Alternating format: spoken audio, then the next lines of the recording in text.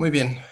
Continuando entonces con lo que veíamos en la sesión anterior, comenzamos a ver ya lo que es el sector secundario y dentro del sector secundario se va a encontrar justamente la parte de los energéticos, ¿no? En nuestro caso veíamos algunos de los recursos renovables, que veíamos muchos de ellos, pues pueden ser a través de el viento, por ejemplo, ¿no? Ese es uno de los más comunes. La energía solar es otro, ¿no? Y en cuanto a los recursos no renovables, bueno, pues la palabra obviamente lo que nos va a decir es, hay recursos limitados en este planeta y corremos el riesgo de que en algún momento estos se acaben y bueno, pues ya no haya forma de recuperarlos, ¿no? Entonces, los no renovables, pues son los que utilizamos con mayor frecuencia, como puede ser el gas, que yo les decía, bueno, pues al final de cuentas se obtiene como gas natural y este se puede utilizar ya sea de forma directa o existen los procesos de licuefacción, que es lo que lo convierte en el gas LP, ¿no? Pero prácticamente la materia prima es la misma. El carbón que se obtiene de las minas, bueno, pues también es un recurso limitado y obviamente el petróleo, ¿no? Que es uno de los recursos más preciados en la actualidad y que pues ha generado mayor preocupación, sobre todo en los países desarrollados, al grado de que ellos ya buscan transicionar hacia otro tipo de energías con la finalidad de empezar a reducir y en un momento evitar el uso de este recurso y bueno, también de los otros como pudiera ser el carbón y el gas. ¿Cuál va a ser el problema en este subsector que corresponde a los energéticos? Pues nos dice que las centrales y los sistemas de generación de donde se obtienen estos recursos se tienen que establecer justamente donde está el recurso, ¿no? ¿Qué veíamos? Bueno, pues va a haber otras ramas, por ejemplo, industriales, de manufactura, etcétera, etcétera, bueno, pues se van a poder mover, ¿no? Por ejemplo, en el caso del ensamblaje, como pasa en México, bueno, pues las fábricas pueden estarse moviendo y acomodándose a donde mejor les convenga. Pero en este caso, en el caso de los energéticos, pues no podemos o no se puede mover esa industria y se tiene que realizar justamente en el lugar donde se encuentran los recursos, ¿no? Obviamente esto muchas veces pues representa problemas de orden político, de orden social. Vemos comúnmente noticias donde pues existen culturas tradicionales, ancestrales, y descubren que bajo ellas hay yacimientos y entonces pues obviamente muchas veces los gobiernos lo que hacen es tratar de relocalizar a estas culturas hacia otros lados, ¿no?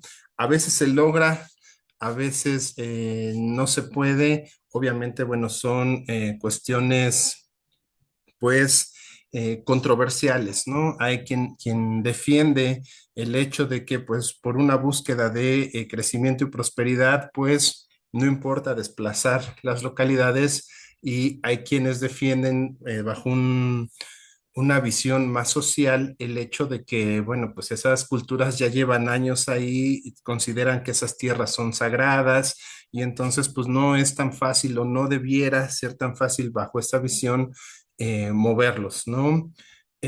Por ejemplo, un caso pues relativamente reciente fue en Bolivia. En Bolivia la gente empezó a cultivar quinoa. La quinoa pues se utiliza más o menos igual que el arroz y mucha de esa quinoa que se plantaba en Bolivia o que se sigue plantando en Bolivia, pues la realizaban muchos campesinos nativos de ahí de Bolivia. De hecho, primero hubo un problema porque muchos de ellos plantaban la planta de la coca. Y bueno, pues ahí en Bolivia es un tema controversial esa planta porque bueno, sabemos que de ahí se obtiene obviamente la cocaína, ¿no? Entonces, en Bolivia, bueno, pues por cuestión tradicional se plantaba la coca. En algunos lados se logró convencer a las poblaciones de que dejaran de plantar la coca y empezaran a plantar quinoa, pero posteriormente el gobierno boliviano se dio cuenta que bajo ese suelo, pues lo que se encontraban eran yacimientos de litio, ¿no? Entonces, ¿qué hizo el gobierno boliviano? Pues lo que hizo es, a través del ejército, empezar a comprar todas las tierras a los campesinos para desplazarlos y entonces el ejército pues ya tomó un doble papel, ¿no? Digamos que en la parte superficial ellos empezaron o siguieron trabajando los campos de cultivo para quinoa, pero al lado hacían minas y con esas minas empezaron a extraer el litio, ¿no? Entonces, bueno, pues por un lado, si lo vemos en términos puramente económicos, de donde no digamos si es bueno o malo, pues en cuestiones económicas para el país representó una fuerte cantidad de ingresos, obviamente por la extracción más de litio que por la extracción o por plantar quinoa, pero pues obviamente en la parte social, pues eso no se considera una justicia porque obviamente se desplazó a las comunidades indígenas que se encontraban ahí, ¿no? Y bueno, pues prácticamente se les compraron las tierras a precios muy baratos y son personas que quedaron desplazadas y muy probablemente, bueno, pues ya no tengan recursos, ¿no? Estén en una situación desfavorable. Vamos a continuar.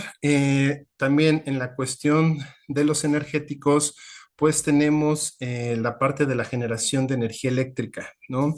Ahora, bueno, la energía eléctrica siempre ha sido importante, pero ahorita ha causado un mayor revuelo, pues por toda esta cuestión de la adopción ahora de los automóviles eléctricos, ¿no? Entonces, en el caso de México, la energía eléctrica va a estar a cargo de la CFE, de la Comisión Federal de Electricidad, y nada más es el único que tiene la concesión de poder utilizar y crear, generar energía a tal magnitud porque se considera de orden estratégico, ¿no?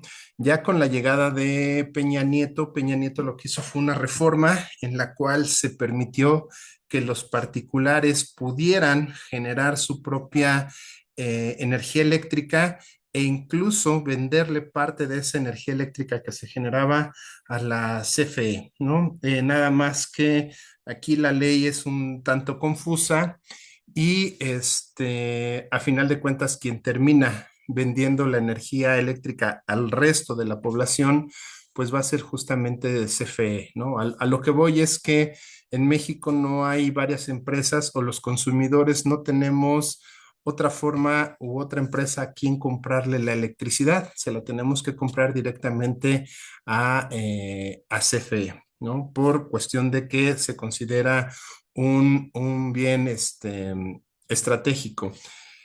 Del lado derecho tenemos obviamente las presas. Aquí, bueno, lo que nosotros vemos en esta presa, que si no mal recuerdo es la del Infiernillo, bueno, ahí tiene dos funciones, ¿no? Digamos que hacia el fondo, pues prácticamente toda esta agua que se acumula, pues sirve de reserva justamente para dar el servicio de agua a las localidades que se encuentran por ahí. Pero obviamente esta caída a partir de las compuertas donde se empieza a generar la cascada, lo que va a hacer es más o menos lo que viene aquí en el diagrama de abajo, que vemos que el agua pasa por unos canales y hace girar una turbina, ¿no? Esa turbina hace girar un dínamo y el dínamo es justamente el instrumento que genera electricidad y ya de aquí, bueno, pues sale la electricidad por los cables de alta tensión, que de hecho nosotros a lo mejor si vemos luego en carretera, podemos observar este tipo de torres, ¿no? Esas torres donde va el cableado y obviamente, bueno, pues es cableado que viene desde las distintas plantas de generación de energía, ¿no? Se considera una energía limpia porque obviamente lo único que se está haciendo es hacer girar el dínamo a partir de la fuerza de la caída del agua, ¿no? Entonces, bueno, pues esta forma de obtener electricidad es limpia, no es tan contaminante o no podría ser contaminante y tiene dos propósitos. Por un lado, la obtención de agua y por el otro, pues la obtención de energía eléctrica. Sin embargo, aquí los datos lo que nos están diciendo es que en el caso de México, que pudiéramos utilizar esto en mayor medida, pues realmente solo el 21% de la energía eléctrica se obtiene a través de esta forma, de las hidroeléctricas, ¿no? El primer lugar se va a obtener, que bueno, con el 68% va a provenir de las plantas termoeléctricas, que ahorita lo vamos a ver, y lamentablemente esa forma en la cual se obtiene la energía eléctrica es sumamente contaminante.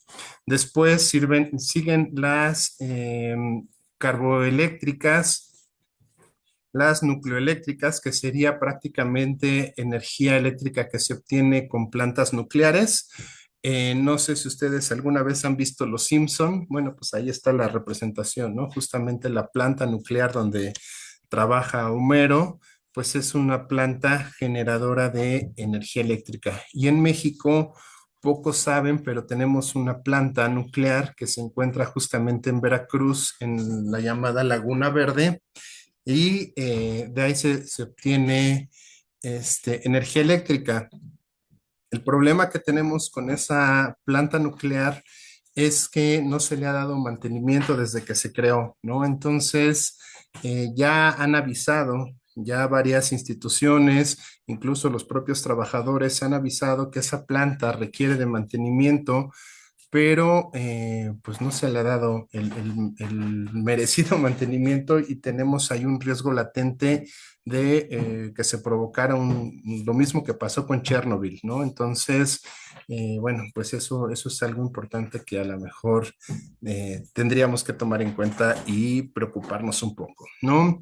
Bueno, ya en los últimos lugares tenemos las plantas geotermoeléctricas, que esas se obtienen justamente del calor que se genera en la Tierra y bueno, pues menos del 1% es a partir de la energía eólica, ¿no? La energía eólica es esa que se genera con las turbinas que López Obrador decían que eran ventiladores, ¿no? Entonces, vemos que pues también en México hay varias regiones donde sopla muy fuerte el viento y pudiéramos obtener energía de ahí, pero pues la política gubernamental, y aquí sí es meramente gubernamental, ha sido no adoptar este tipo de tecnologías. ¿Y por qué meramente gubernamental? Pues porque como les mencionaba arriba, el único encargado en su mayoría de producir la energía eléctrica, de invertir en infraestructura grande, pues es la Comisión Federal de Electricidad y la comisión hasta la fecha no tiene voluntad política de utilizar este tipo de generadores de energía. ¿Alguna duda, comentario que tengan? No, profe. Continúo. Ok, aquí vemos cómo funciona justamente una central termoeléctrica. Aquí está, bueno, esta es la central termoeléctrica de carbón número 2 de la CFE. Y arriba te vemos el diagrama de cómo funciona. Por lo general, estas termoeléctricas están cercanas a ríos subterráneos. Entonces, ¿cómo funciona? Bueno, pues se va pasando en bandas fuertes cantidades de carbón, por ejemplo, en esta que se alimenta de carbón, hay otras que se alimentan, por ejemplo, con desechos sólidos, con basura, etcétera, etcétera. ¿Y qué va a pasar? Pues por esta banda está pasando el carbón, se calienta, sale el humo por las chimeneas, pero justamente el carbón lo que se tiene es manteniendo una temperatura sumamente alta, en la cual hay una tubería por donde pasa agua, agua del río subterráneo, y lo que se va a hacer es tratar de que el agua se convierta en vapor y justamente el vapor es el que haga girar las turbinas y a su vez esa turbina haga girar un dínamo que es el que va a producir la electricidad. ¿Qué es la característica de esto? Bueno, pues todo ese vapor que hace girar las turbinas de nuevo se vuelve a condensar, se vuelve a concentrar, se enfría con el agua que pasa por debajo del río y se vuelve a hacer un ciclo, ¿no? Se condensa, se vuelve a hacer agua líquida, se vuelve a calentar y se vuelve a hacer de nuevo vapor, ¿no? Entonces es un ciclo constante en cuanto al agua, pero el problema aquí es que para mantener esa agua siempre en una situación de vapor, pues hay que estarle alimentando continuamente de carbón esa temperatura, ¿no? Las plantas nucleares más o menos funcionan de la misma manera. Lo único que lo que va a calentar el agua va a ser el uranio enriquecido, ¿no? Entonces el uranio cuando toca con el agua genera justamente ese vapor y de nuevo se vuelve a enfriar y otra vez. Es un ciclo del agua que nosotros utilizamos o en estas plantas se utilizan justamente para estar haciendo girar esas turbinas y que creen electricidad, ¿no? En el caso de México, este tipo de termoeléctricas son las que más predominan en el país y pues aquí es por una cuestión meramente política, ¿no? Debemos de saber que sobre todo pues los empresarios mineros, productores de carbón, pues tienen fuertes nexos, no sería la palabra, pero sí relaciones con los gobiernos federales, ¿no? Sobre todo con el gobierno federal actual hay mucha participación, incluso hay diputados que pertenecen a esta industria minera y obviamente, bueno, pues esa cuestión de intereses hace que nosotros estemos produciendo energía de esta manera. Eh, Aquí vemos, bueno, cómo se va a repartir justamente la energía eléctrica. En el país, bueno, pues la mayoría, más de casi el 60% de la energía eléctrica se va a utilizar para la industria, ¿no? El 25, casi 25% es para los hogares, el 8.2% para el comercio, el 4.5% para la agricultura y tan solo el 3.8% va a utilizarse en el servicio público, ¿no? De hecho, este porcentaje del servicio público había logrado todavía reducirse un poco más eh, cuando se empezaron a tomar las medidas de que ya no podía o no debía de haber empleados después de las 6 de la tarde, ¿no? Entonces hubo un tiempo, no duró mucho, pero hubo un periodo en el cual las oficinas de gobierno cerraban a las 6 7 de la tarde y automáticamente bajaban el switch, ¿no? Entonces ya aunque te quisieras quedar, pues ya no podías porque apagaban completamente los edificios, ¿no? Eso es con una cuestión de ahorro. ¿Comentarios? No. Ok. Vamos a ver que por su parte el petróleo y el gas pues van a ser considerados los energéticos que más se utilizan para generar energía eléctrica o también para generar combustibles. Se utilizan como combustibles, ¿no? Ya sea para las industrias, la agricultura y el uso doméstico. Entonces, bueno, también yo les mencionaba de las termoeléctricas. Bueno, hay termoeléctricas que en vez de utilizar carbón, utilizan petróleo. Hay personas que consideran esto como un desperdicio, ¿no? Estás utilizando un recurso energético para producir otro recurso energético, ¿no?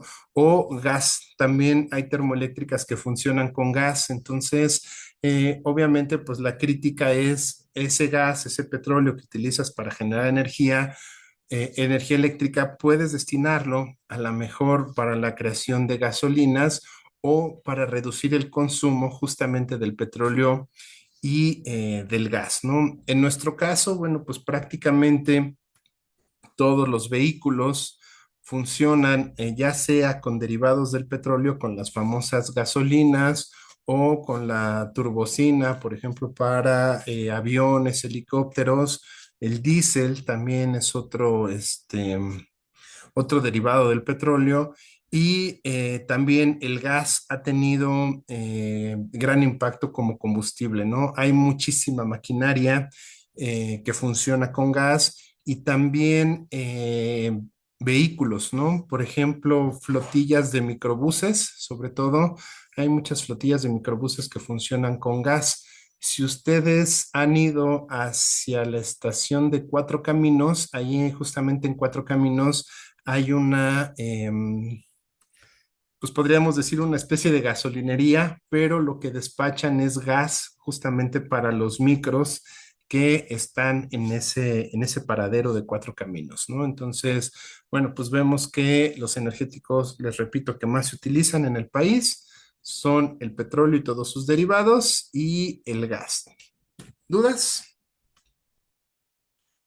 Bueno, en cuanto al petróleo, vamos a ver que México pues es un país petrolero. Nos encontramos entre los 10 primeros lugares, aunque hay que hacer la aclaración de que aunque estemos en el 10º lugar, la diferencia con los países que se encuentran más arriba, como pudieran ser Venezuela o como pudiera ser Arabia Saudita, pues ellos van a producir hasta 5 o 6 veces más petróleo que nosotros, ¿no? Entonces, ahí sí vamos a ver que las diferencias son abismales, pero a pesar de eso, bueno, pues México tiene suficiente petróleo como para ser atractivo para el resto del mundo y sobre todo pues para Estados Unidos, ¿no? Realmente la mayoría del petróleo que nosotros vendemos actualmente se lo vamos a vender a Estados Unidos. Obviamente hubo un tiempo, por ejemplo, en la época de la Segunda Guerra Mundial, pues como acabábamos de hacer, o como en ese tiempo más bien Cárdenas acababa de hacer la nacionalización del petróleo, pues había quitado, le había quitado las empresas a los ingleses, ¿no? Entonces, en ese tiempo, pues los americanos de alguna forma eh,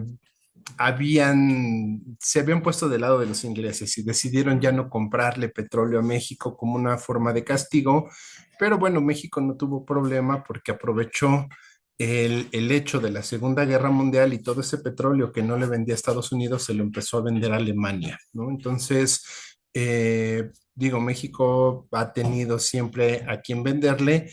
Actualmente, bueno, pues ya las condiciones han hecho que el petróleo, la mayoría, se venda justamente a Estados Unidos y nuestros yacimientos importantes se van a encontrar justamente en todo lo que se conoce como el Golfo de México, en Coahuila, en la parte también de Nuevo León y en Tamaulipas, ¿no? Es justamente donde nosotros tenemos la mayoría de nuestras plataformas petroleras y de donde estamos extrayendo justamente petróleo para poderlo vender al extranjero, ¿no? La realidad es que México ese petróleo pues poco lo utiliza para el mercado interno, sino más bien es una forma de exportación, es la mayoría de las exportaciones que nosotros realizamos.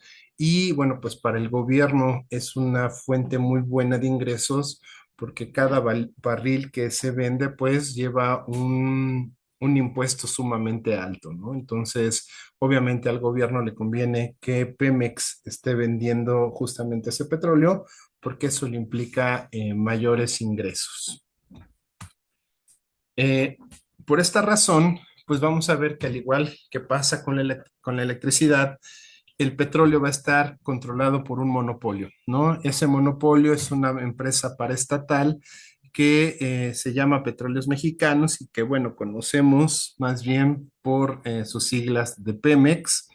Igual en México no hay otra empresa que pueda extraer petróleo y vemos entonces que el petróleo va a representar el principal producto de exportación donde el 78% se va a destinar a Europa y el 11% a Europa y el resto pues ya se estará entregando a otros países como pudiera ser China, como pudiera ser Japón, ¿no? Como pudieran ser pequeños países que nos llegan a solicitar y con los cuales pues pudiéramos llegar más bien a venderles aquel petróleo que Estados Unidos no requiere, ¿no? Esa es la realidad.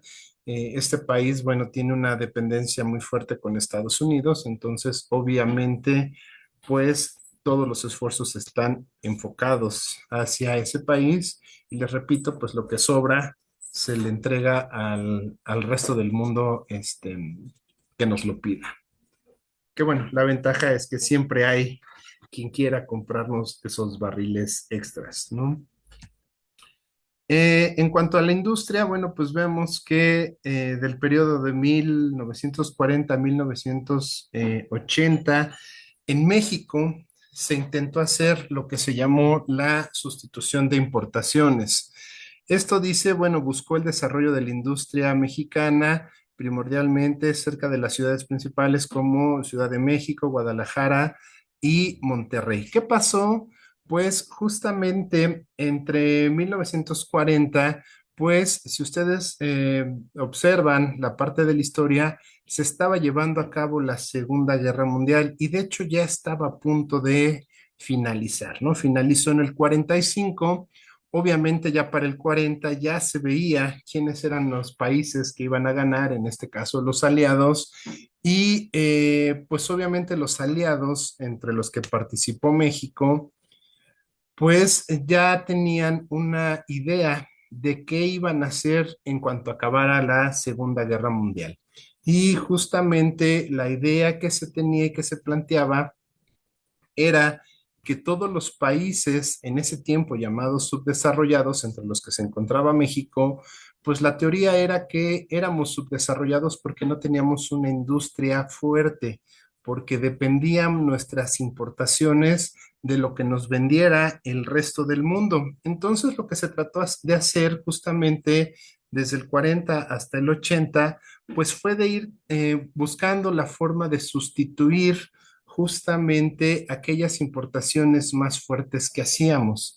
Obviamente, pues ese proceso era un proceso a largo plazo y lo que buscaba es que primero en México buscáramos producir aquellos productos que son relativamente más fáciles de hacer, ¿no? Entonces empezamos primero con los electrodomésticos y de ahí vienen marcas como Acros, como Mave, ¿no?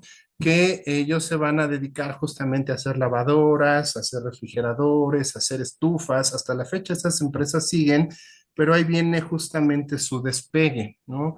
El gobierno obviamente apoyó todas estas industrias, todas estas empresas y comenzamos a sustituir primero, pues justamente esos electrodomésticos, ¿no?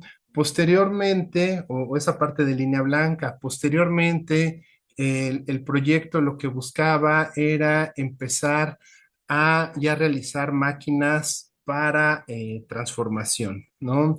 ¿A qué me refiero con máquinas de transformación? Pues a telares, a cocedoras, todas esas máquinas fresadoras, todas esas máquinas que se utilizan de manera muy común en las fábricas.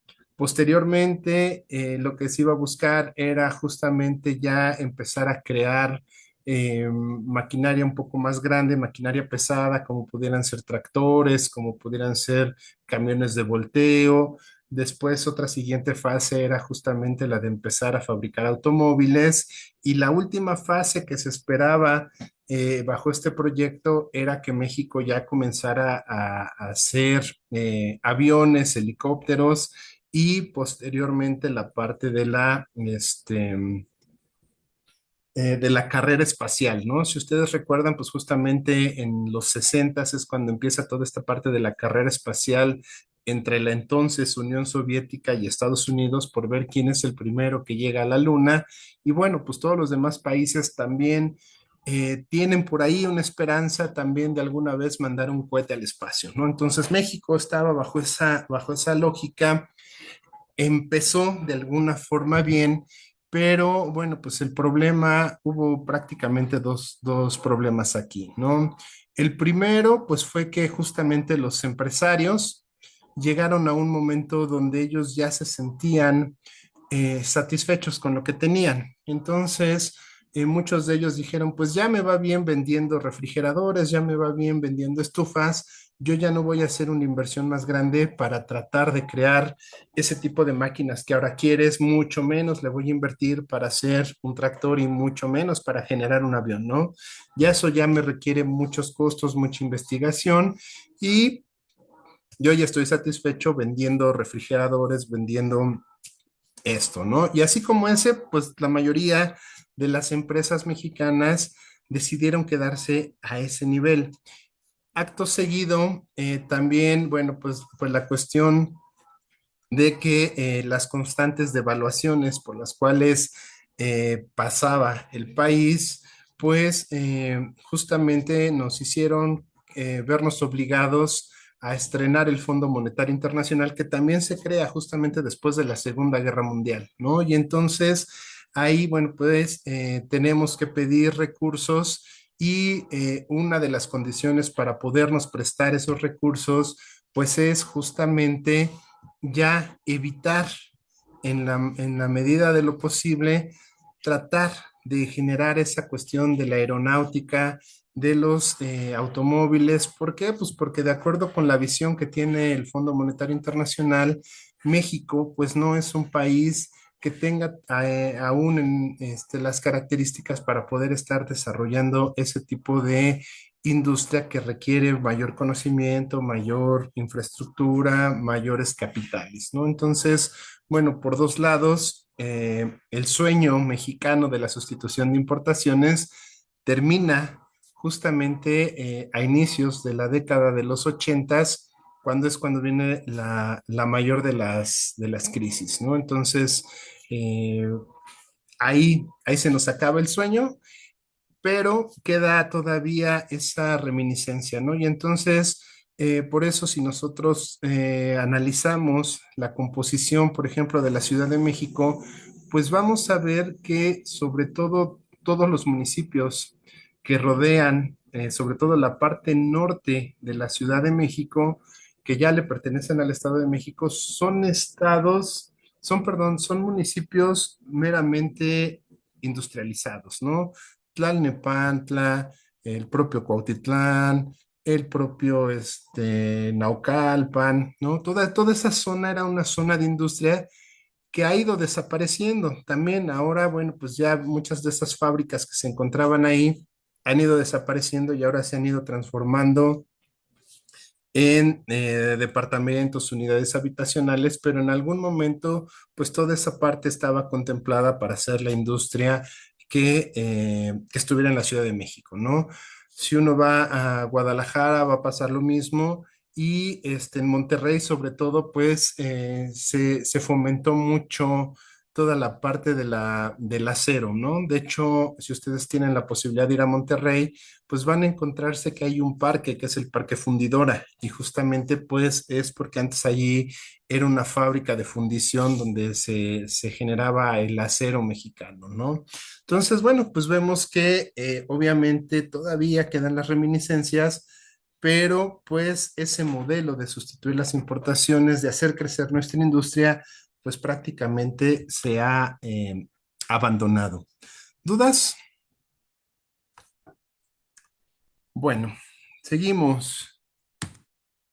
Eh, ¿qué va a pasar? Pues entonces, después justamente del proceso de la industrialización, lo que vamos a empezar a ver es el proceso del desarrollo de las maquilas, ¿no? Y entonces, ¿qué es lo que ahora hace México? Pues, si ya no podemos producir nuestra industria, entonces lo que hacemos es tratar de encadenarnos. Y la forma en la que nos encadenamos es aprovechar justamente aquellos recursos en los cuales tenemos un excedente.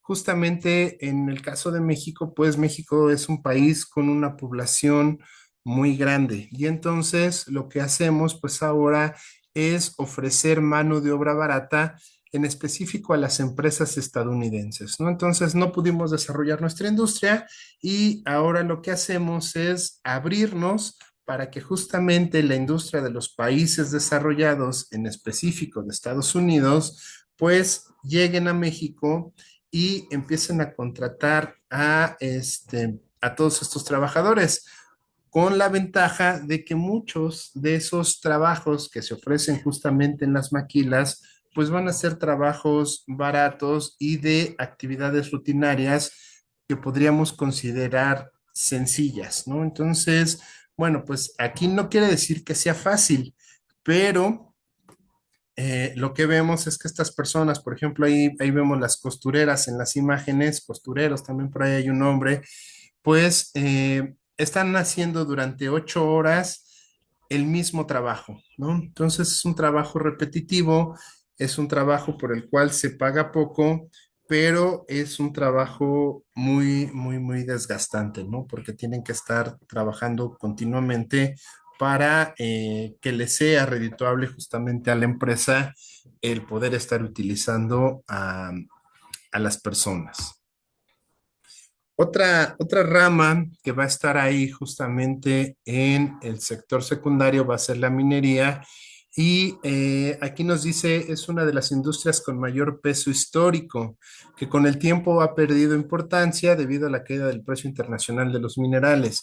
Ok, aquí lo que tenemos que ver es que en efecto en México pues ya es parte de la historia todo aquello que tiene que ver con la minería, ¿no? Por ejemplo, la minería pues obviamente va a llegar desde el tiempo de la colonia, desde que México fue colonia de España, pues vamos a ver los famosos reales, como se llamaban, ahora se llaman minerales, ¿no? Y justamente esas regiones de los reales, pues encontramos, por ejemplo, todos los que están allí en Hidalgo, ¿no? El Real del Chico, el Real del Monte, que ahora, bueno, se llama Mineral del Chico, Mineral del Monte, en Zacatecas, ¿no? También ahí hay otra zona. Bueno, pues prácticamente son las zonas mineras y obviamente, bueno, pues todas esas regiones donde se desarrolló la minería en algún momento tuvieron mucho auge, ¿no? Por ejemplo, en la época de los españoles de la colonia, pues lo que se buscaban eran los metales preciosos como la plata y el oro. Y bueno, posteriormente esto ha ido cambiando y ahora lo que se va extrayendo es el zinc o ahora, sobre todo al norte del país, ya hacia Coahuila pues toda la minería de carbón, ¿no? Entonces, este, el problema aquí de la minería, pues es que todos los minerales, todo lo que se extrae, difícilmente va a ser para consumo de los mexicanos, más bien es bajo las condiciones que se establecen en el extranjero porque la idea es venderlo al extranjero. Entonces, cuando algún mineral es atractivo para el extranjero y si existe en México, pues eso va a hacer que la minería, que se establezcan compañías mineras, ¿no? Pero cuando el mineral deja de ser atractivo, pues entonces simplemente se abandona y si hay posibilidad se buscará otra cosa que extraer y si no, pues quedan ahí simplemente las minas abandonadas. ¿Qué es lo que más se va a obtener en México? El cobre. El cobre, bueno, sabemos que durante mucho tiempo se utilizó para la generación de monedas. Ahora lo que más se utiliza el cobre, pues es justamente para la cuestión de tubería, en cuestiones, por ejemplo, de gas, de plomería, pero también ahora ya se utiliza mucho para la generación de cables, ¿no? Cables de energía eléctrica. En segundo lugar está la plata, que la plata, pues sobre todo ahorita se va a utilizar para bueno, va a haber dos grandes usos. El primero, la joyería, y el segundo, también la plata se utiliza mucho para fotografía, para revelado, ¿no? Aunque, bueno, pues se ha ido disminuyendo porque cada vez se utilizan menos impresiones de fotografías y ya la mayoría pues se tiene de forma digital, ¿no? El zinc también es otro de los minerales que se obtiene y el oro, ¿no? En el caso de México, bueno, pues no somos un país donde abunde el oro, más bien lo que abunda es la plata, somos el segundo lugar productor de plata, ¿no? Entonces, más bien, nosotros lo que hacemos es justamente extraer esa plata. Es más, tanta plata hay y hubo en México que si ustedes platican con sus abuelos, bueno, a lo mejor a ellos ya no les tocó, pero probablemente a los papás de sus abuelos sí les tocó utilizar monedas de plata, ¿no? Entonces en México durante mucho tiempo la moneda, el material con el que estaba hecho era de plata y bueno, ya después se fue sustituyendo por otros metales más baratos que son pues prácticamente los que utilizamos ahorita nosotros.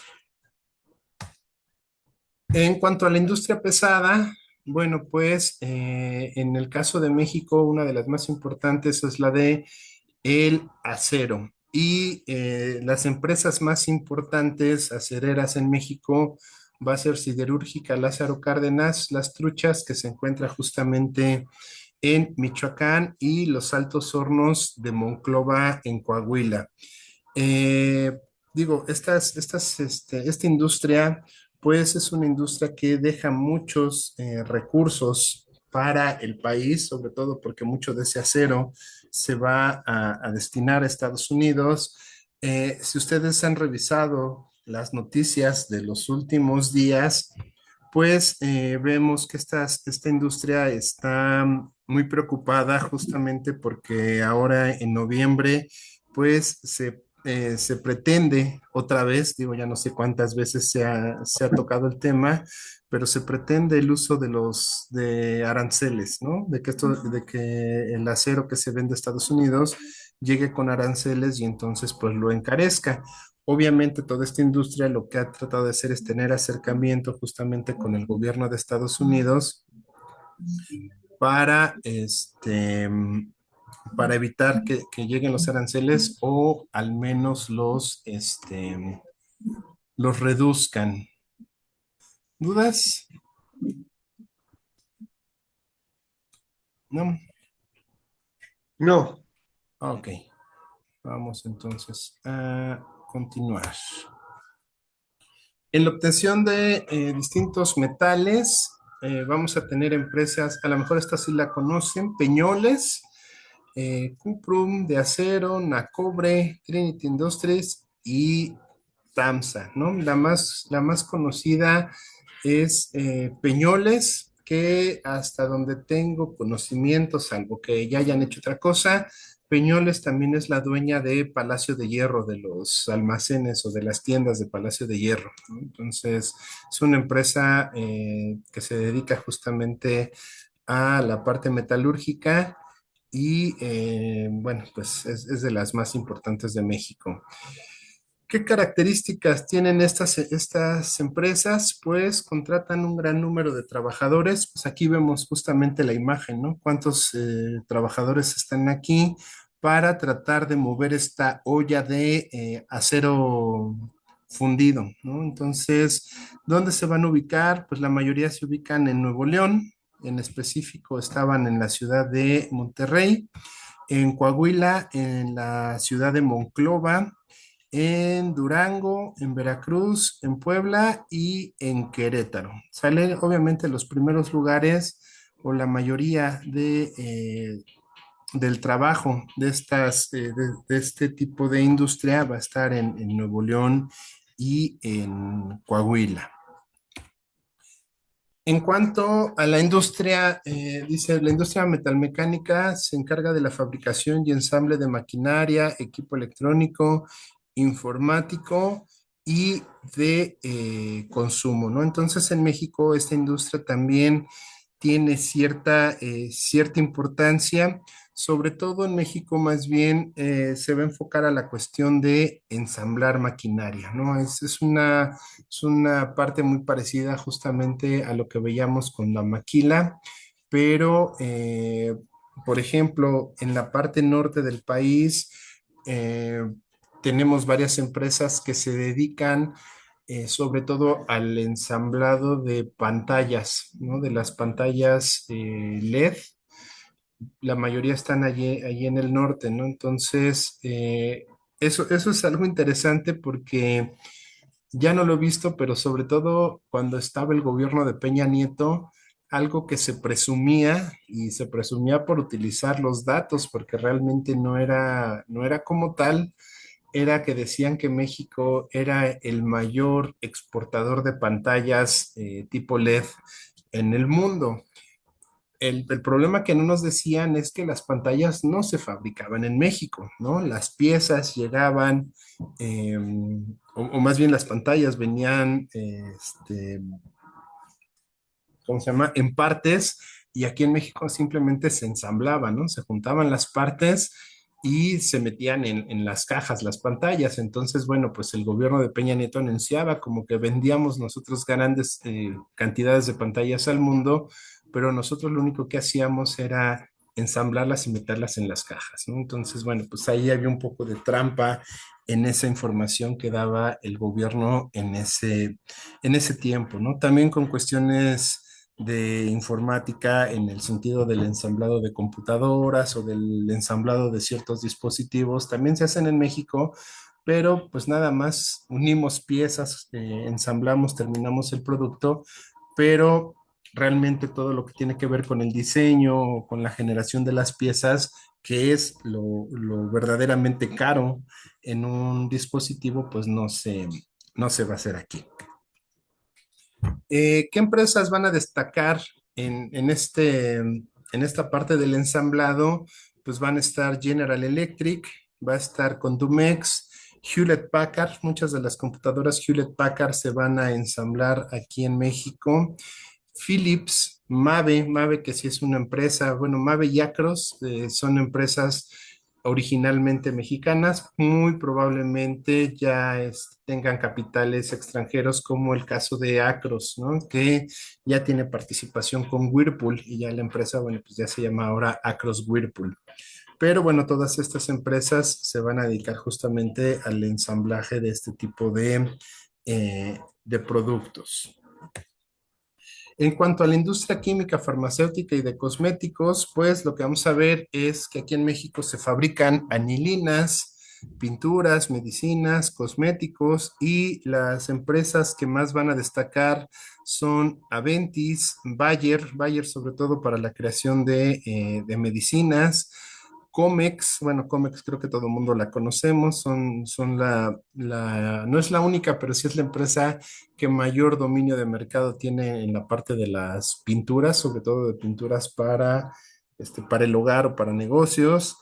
P&G o Procter and Gamble, que pues prácticamente entre Procter and Gamble y Unilever son la mayoría de los productos bueno, de muchos, ¿no? Pero hay aseo personal, en algún momento también hicieron pilas, ¿no? Entonces, muchos de los productos que tenemos en casa, si ustedes hacen el ejercicio, pues se van a dar cuenta que son fabricados por Procter, ¿no? Sobre todo los de uso personal.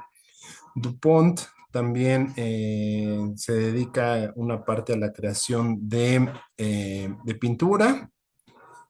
Y Roche, ¿no? Roche, que es un laboratorio de medicinas. Entonces, bueno, pues prácticamente estas empresas son las que se encuentran en toda la parte de la industria química, farmacéutica y de cosméticos. De hecho, Bayer eh, ha hecho inversiones muy fuertes aquí en México. Obviamente ha sacado mayor tajada de lo que ha invertido, pero, por ejemplo, Bayer ha hecho muchos proyectos, sobre todo en el sureste mexicano, mucha investigación, se ha acercado a muchas comunidades, sobre todo comunidades donde todavía se encuentran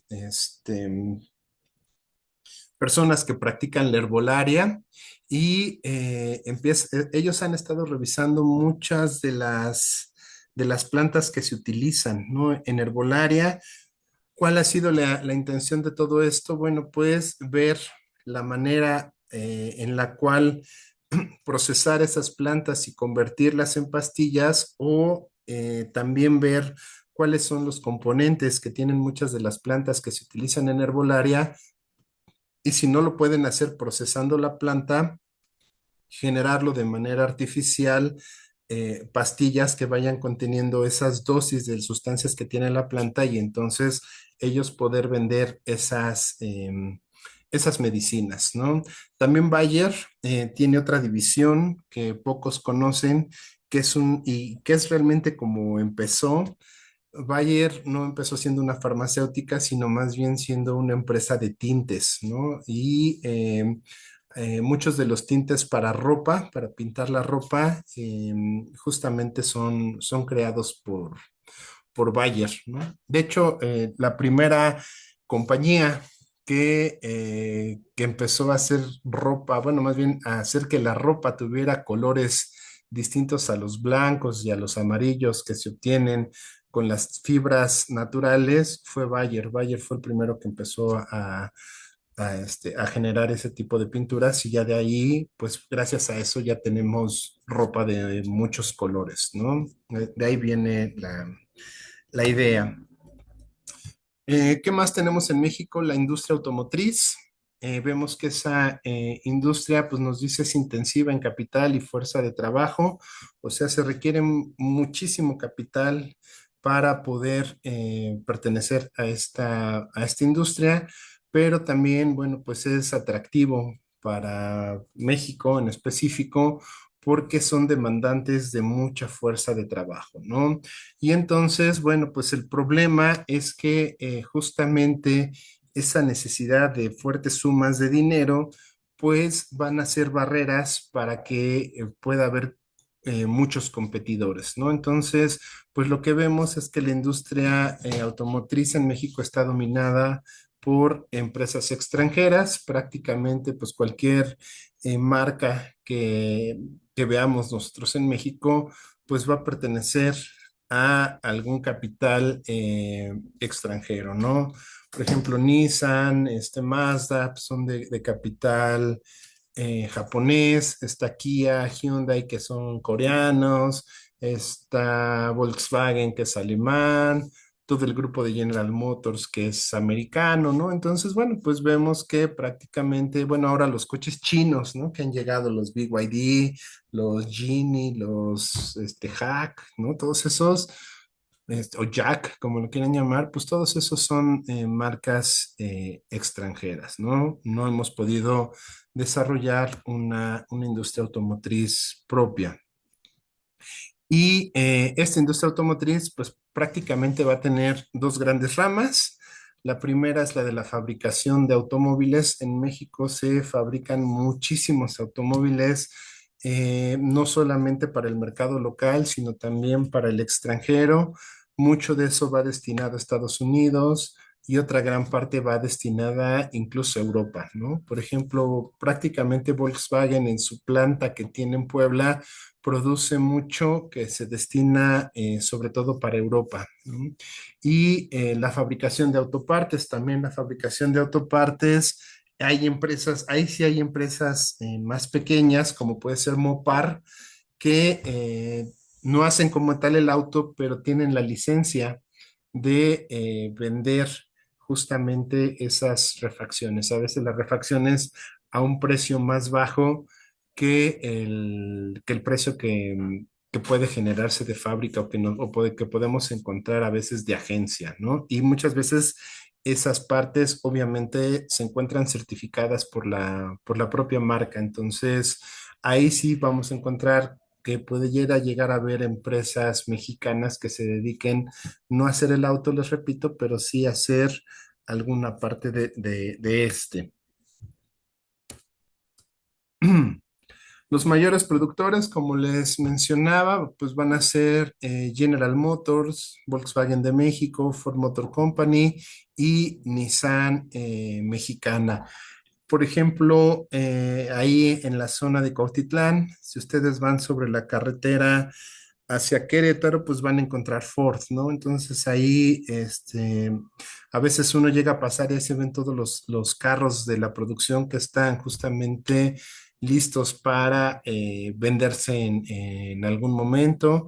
También si van hacia Puebla, pues podrán ver ahí una zona donde está Volkswagen y también están todos los coches estacionados, ¿no? Entonces, bueno, pues en Aguascalientes, el caso de Nissan, entonces, bueno, pues vemos que la industria automotriz en México es una de las industrias más fuertes, que más trabajo, o más bien más empleos generan en el país. El único problema, pues, es que todos estos son capitales extranjeros.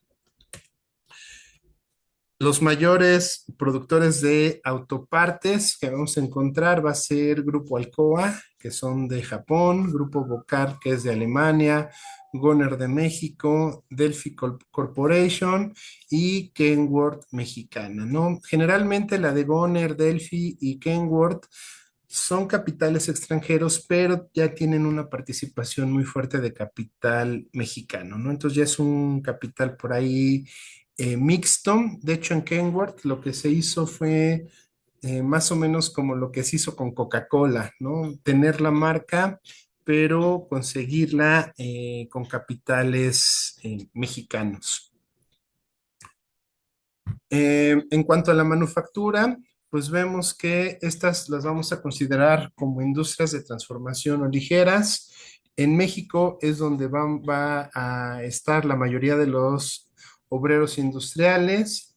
Vemos que las maquilas son sumamente importantes, pues generan casi el 20% del Producto Interno Bruto, o sea, el 20% de la riqueza que se genera en México va a ser a partir de las maquiladoras.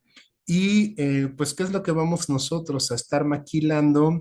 Pues es la parte de alimentos, la parte de bebidas. Bebidas pueden ser refrescos, pueden ser los jugos, pueden ser parte también, por ejemplo, de la producción de leche, textiles, confección, calzado, muebles, papeleras e imprenta, ¿no? Entonces, bueno, pues vemos que estas empresas o esta industria de transformación de manufactura, pues realmente da muy poco valor agregado, pero una de las ventajas y qué es lo que se necesita en este país para, como una válvula de escape, generadora de muchos empleos, que es lo que sobre todo se necesita, pues va a ser sumamente importante para nosotros.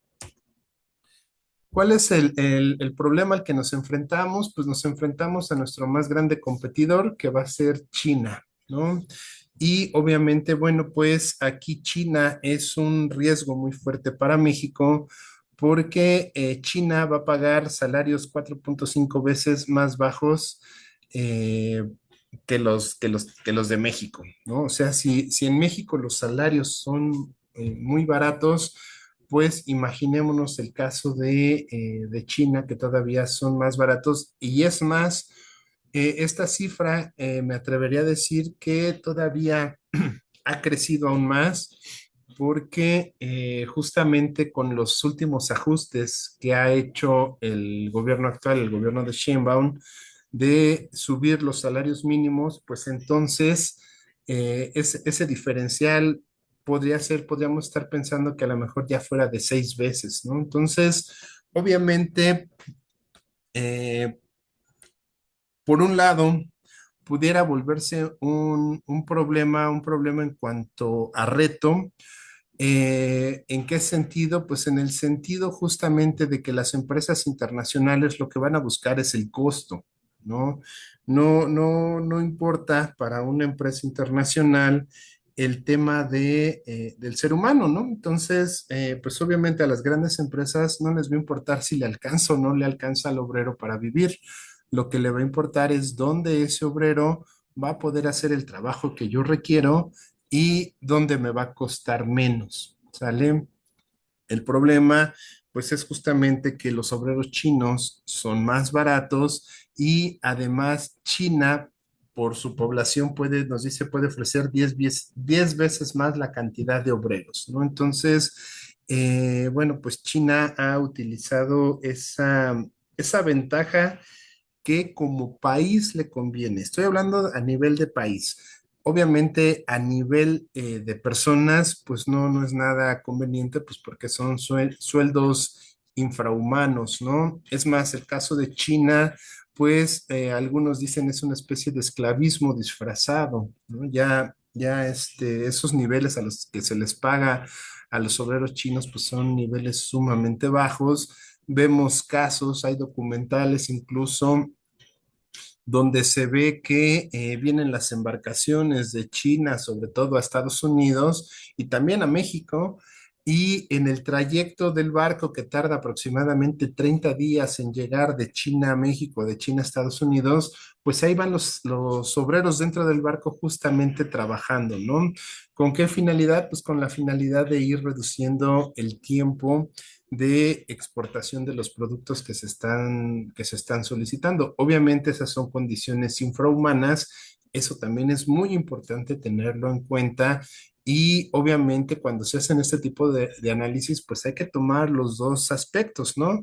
El aspecto social, el aspecto humano y el aspecto económico, ¿no? Obviamente también hay que estar conscientes, les repito, que pues las empresas, el factor humano, el aspecto humano muchas veces lo dejan de lado y se van más hacia el factor económico. Les repito, tenemos que conocerlo porque conociendo eso, bueno, pues entonces podemos entender la razón de ser de las cosas, ¿no? Dice, China es el principal destino de la inversión extranjera a escala mundial, dominando los sectores del calzado, los textiles, los juguetes y los electrónicos. Tan es así, tan han dominado estos sectores que incluso, pues, nosotros también tenemos ya ese riesgo, ¿no?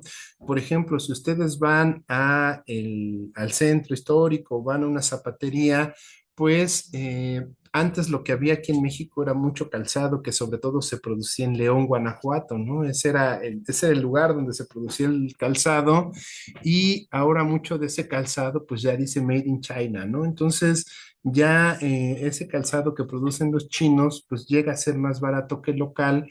Los comerciantes mexicanos pues también obviamente se van a ir por cuestiones de precio y van a empezar a dejar de comprar lo nacional y van a empezar a preferir más lo chino. Los textiles, pues prácticamente la mayoría de la ropa que se crea en todo el mundo se genera en China. Los juguetes, la parte de los electrónicos, ¿no? Todas las computadoras, la mayoría de los teléfonos digitales, bueno, celulares, todos los dispositivos, la mayoría ya están creados en China, ¿no? Entonces, bueno, pues eso a final de cuentas para nosotros, pues implica un riesgo muy fuerte porque empezamos a perder todavía más soberanía y va siendo más difícil para nosotros competir o tener algún lugar de competencia en el mundo y ser atractivos para el resto del mundo. ¿Comentarios? No, No. Ok. Otra industria importante aquí en México es justamente la industria de la construcción. Nos dice que esta va a aportar el 4.5 del PIB nacional y una de las ventajas es que es de las que más personal van a contratar. Igual, la ventaja que se tiene aquí es que eh, va a contratar en la mayoría obreros, ¿no? Entonces, esos obreros que contrata la industria de la construcción, pues son personas, obviamente, ¿cómo se puede decir? De baja escolaridad, ¿no?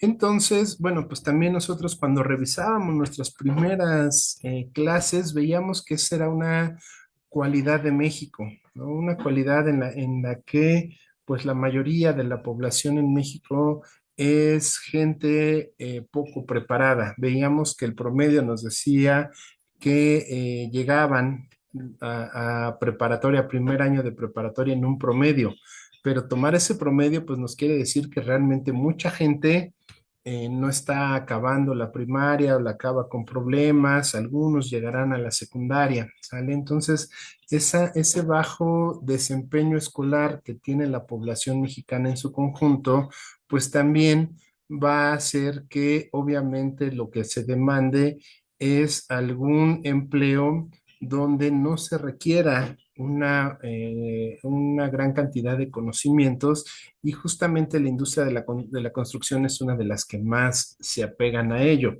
Les repito, el no tener conocimientos o al menos conocimientos de tipo escolar no quiere decir que sean trabajos fáciles, porque a veces eso se menosprecia mucho. De hecho, ser albañil sí requiere pues de cierto conocimiento, sobre todo de mucha experiencia, y también son trabajos muy difíciles, ¿no? De realizar.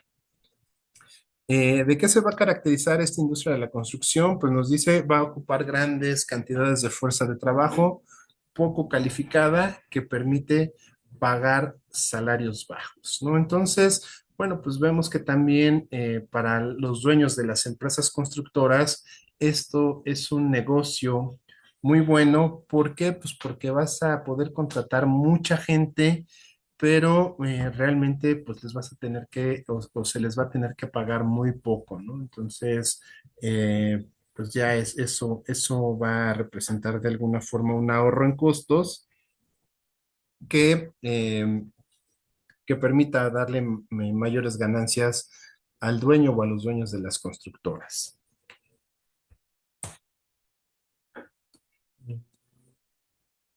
En cuanto a la obra de vivienda y comercios, lo que vamos a ver es que la mayoría de la vivienda y comercios se van a concentrar en lo que conocemos como el área metropolitana, ¿no?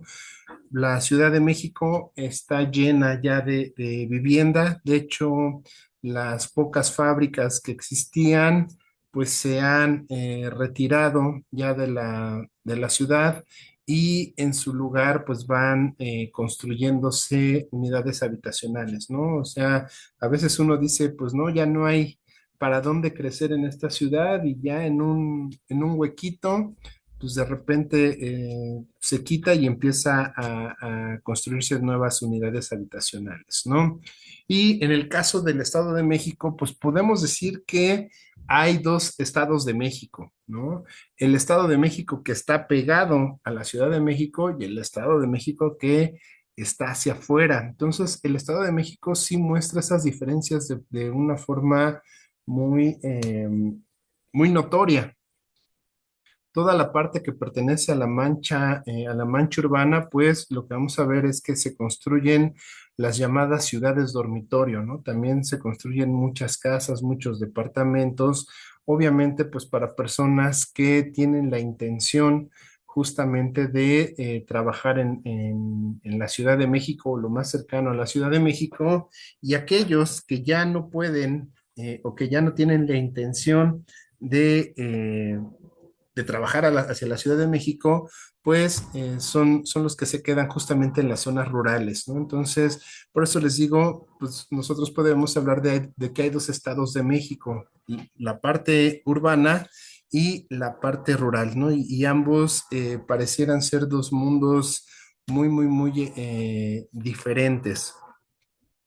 En cuanto a las obras petroleras, pues vamos a ver que estas van a estar en Campeche, en Tabasco y en Veracruz, y la parte del autotransporte va a encontrarse en Puebla y en Nuevo León, ¿no? Entonces, donde van a estar la mayoría de las plantas industriales, pues van a estar en esas zonas de Nuevo León y de Puebla. Lo petrolero, obviamente, pues muy cercano hacia donde están nuestras plataformas, que sería Campeche y Tabasco, y la parte de vivienda donde está más concentrado, de nuevo, les repito, es Ciudad de México y Estado de México. Ok, ¿hasta aquí alguna duda? ¿Comentario que tengan, aportación? No, profe. Ok, bueno, pues entonces si ya no hay más dudas, detenemos aquí la grabación.